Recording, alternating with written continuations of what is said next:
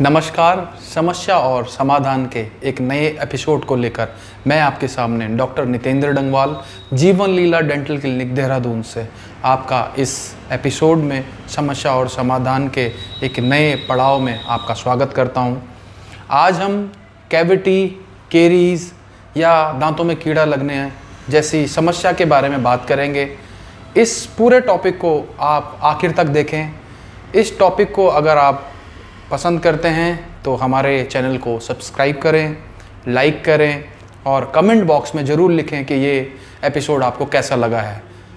मैं caries, cavity या कीड़ा लगने के टॉपिक को बहुत सीरियसली लेता हूँ। मुझे लगता है आप लोगों को भी इसे इतना ही सीरियस लेना चाहिए। जैसे कि मैं इकोनॉमिकल सिस्टम पे ज़्यादा बात करता हूँ क्योंकि आजकल नॉलेज से रिलेटेड लोग इतना नहीं सोचते जितना इकोनॉमिकल सोचते हैं, क्योंकि सबकी अर्निंग, सबकी जो व्यावसायिक आय है वो उतनी अच्छी नहीं है।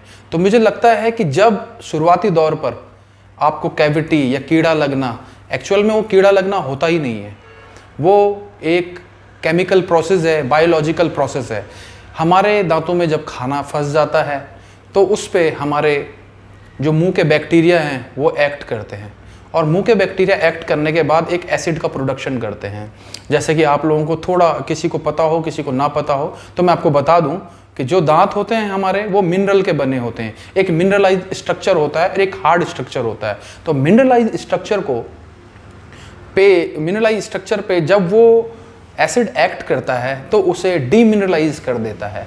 तो डीमिनरलाइज करने के साथ साथ वो स्ट्रक्चर, जब भी कोई स्ट्रक्चर डीमिनरलाइज्ड होता है तो वो टूटने की कगार पर आ जाता है।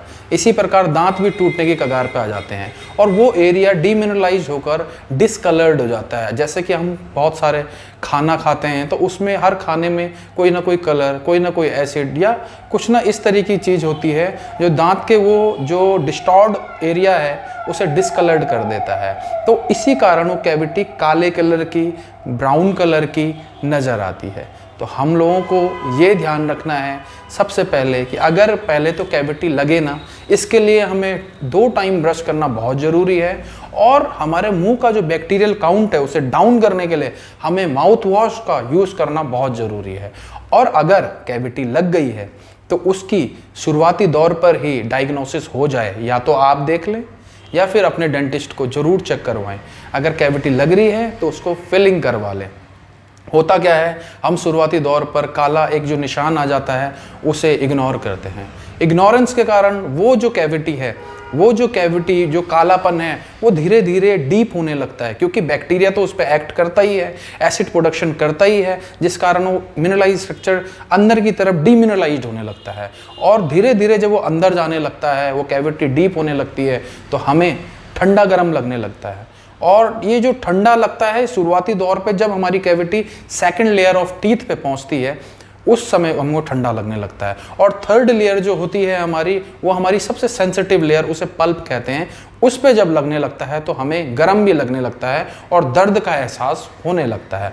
जब भी इस तरह की कंडीशन आए तो तुरंत इग्नोर किए बिना अपने डेंटिस्ट के पास जाएं और उनसे ट्रीटमेंट के लिए सलाह लें, उनसे प्रिकॉशंस के लिए सलाह लें, उनसे कोई ना कोई हार्ड टिश्यू ट्रीटमेंट जरूर लें। उस ट्रीटमेंट को हम आरसीटी कहते हैं।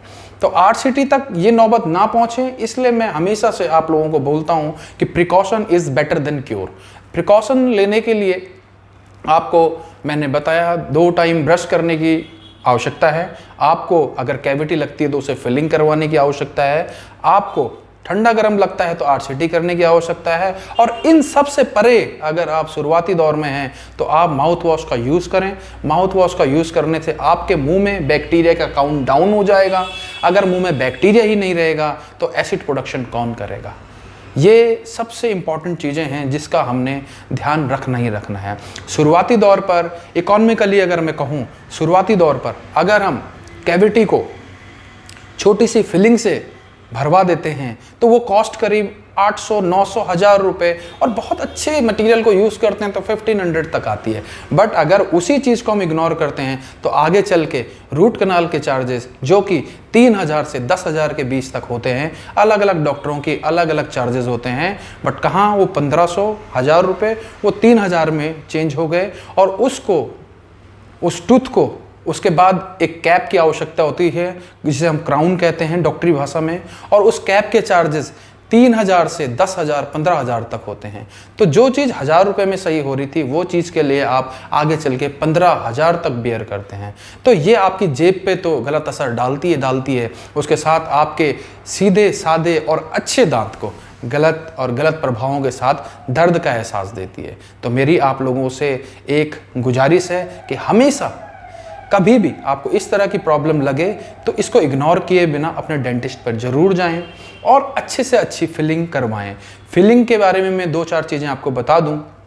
आजकल लेज़र फिलिंग जिसे कहते हैं वो एक्चुअल में लेज़र फिलिंग ना हो करके लाइट क्योर मटेरियल फिलिंग है। उसमें एक फिलिंग होती है जिसको एक लाइट क्योर मशीन से क्योर कर दिया जाता है, अर्थात जो सॉफ्ट एरिया रहता है उसे हार्ड में बदलने के लिए उस मशीन का यूज़ किया जाता है। तो ये बहुत अच्छी फिलिंग होती है जिसके चार्जेस करीब 1,000 से 1,500 रुपये के बीच में होते हैं। एक GIC मटेरियल आता है, ग्लास आइनोमर सीमेंट कहते हैं। ये मटेरियल आपको, अगर आपके पास इकोनॉमिकली आप वीक हैं तो ये मटेरियल आपको 600 से 800 रुपये के बीच में फिलिंग हो जाएगी। ये भी बहुत अच्छा मटेरियल है। हालांकि ये कॉम्पोजिट जो मटेरियल में लाइट क्योर मटेरियल बता रहा हूँ उससे थोड़ा कमज़ोर है, बट स्ट्रेंथ में कमज़ोर होने की इतने इसके प्रभाव नहीं हैं जितना ये मटेरियल आपको इकोनॉमिकली हेल्प करेगा और साथ तो साथ आपकी कैविटी से आपके दांत को बचा कर रखेगा। अगर आप इसमें भी ये सोचते हैं कि हम 500 रुपये ना लगाएं, तो इसमें आप शुरुआती दौर में इससे भी नीचे, लाइट क्योर से भी नीचे मटेरियल आते हैं, जैसे कि उन मटेरियलों में बहुत टेम्पररी मटेरियल हैं, उनका आप हेल्प ले सकते हैं। उन टेम्पररी फिलिंग्स को करा के आप अपनी हेल्प कर सकते हैं, अपनी मदद कर सकते हैं। तो इस प्रकार के इन टॉपिक्स को लेके मैं आपके बीच में आता रहूँगा और इसी तरीके से आप लोगों के साथ अपनी जानकारी साझा करता रहूँगा। धन्यवाद।